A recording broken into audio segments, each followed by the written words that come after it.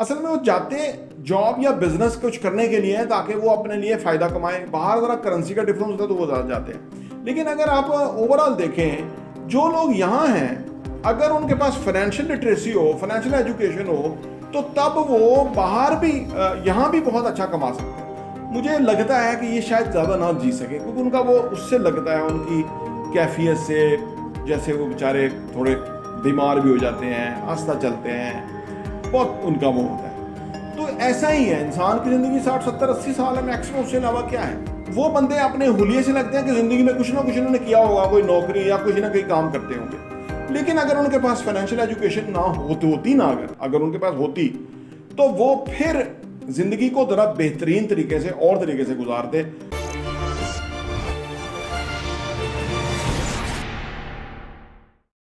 बिस्मिल्लाहिर्रहमानिर्रहीम, अस्सलाम वालेकुम रहमतुल्लाहि व बरकातुहू। मेरा नाम अहमद अकील है। आप देख रहे हैं प्रॉपर्टी विजन टीवी।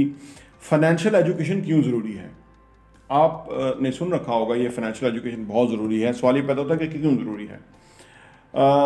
आम तौर पे लोग जो है ना इस तरह सोचते हैं कि जो ये तालीम है ना, जो हम बच्चों को दिलाते हैं, मैट्रिक, MBA, मास्टर्स, ये ज़रूरी है, ठीक है ना। वो उनका ये ख्याल होता है ये इसलिए ज़रूरी है कि उनको कम से कम कल को रोज़गार मिल सकता है, कोई जॉब, कोई उनको किसी किस्म की दुनिया की समझ आ सकती है, एक्सपोजर आ सकता है, तो इसलिए वो तालीम ज़रूरी है।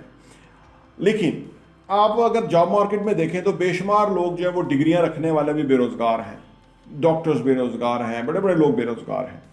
और उनका जो कहना होता है वो, अभी लोग बहुत पाकिस्तान छोड़ छोड़ के जा रहे हैं, उनका कहना है कि यहाँ मौके नहीं है, ठीक है ना। और उनके पास एजुकेशन भी है, और इस तरह से बहुत सारी दुनिया जो है ना बाहर से ले आती है, ब्रेन ड्रेन हो जाता है। ये आपने सुन रखा होगा लफ्ज़, पिछले कोई 50 साल से पाकिस्तान में ये हो रहा है, दुनिया भर में ये होता रहता है। तो लोग ये कहते हैं कि जो लोग थोड़ा पढ़े लिखे होते हैं, काबिल होते हैं, अहल होते हैं, वो बाहर से ले आते हैं।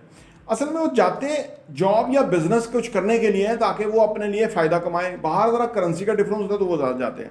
लेकिन अगर आप ओवरऑल देखें, जो लोग यहाँ हैं, अगर उनके पास फाइनेंशियल लिटरेसी हो, फाइनेंशियल एजुकेशन हो, तो तब वो बाहर भी यहाँ भी बहुत अच्छा कमा सकते हैं।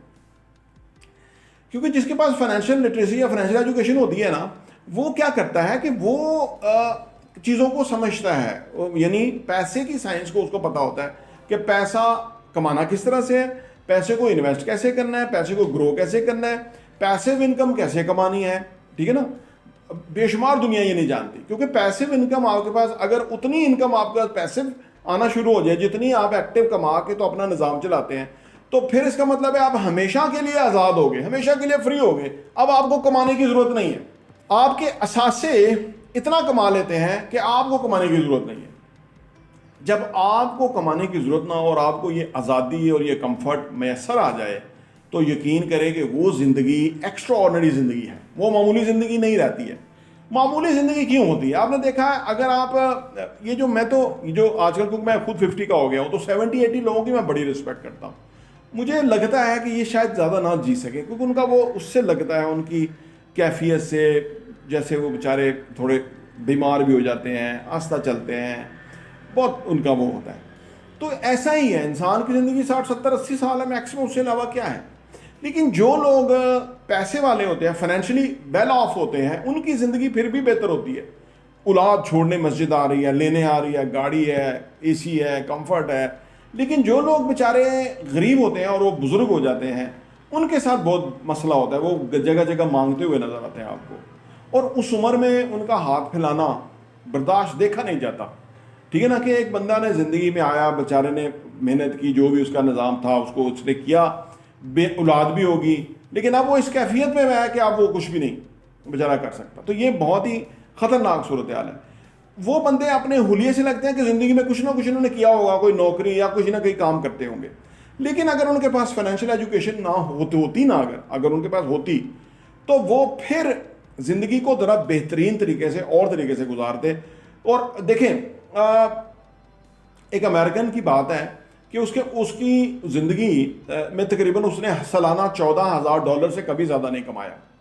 मैं कल पढ़ रहा था, $14,000 से उसने कभी नहीं ज़्यादा कमाया।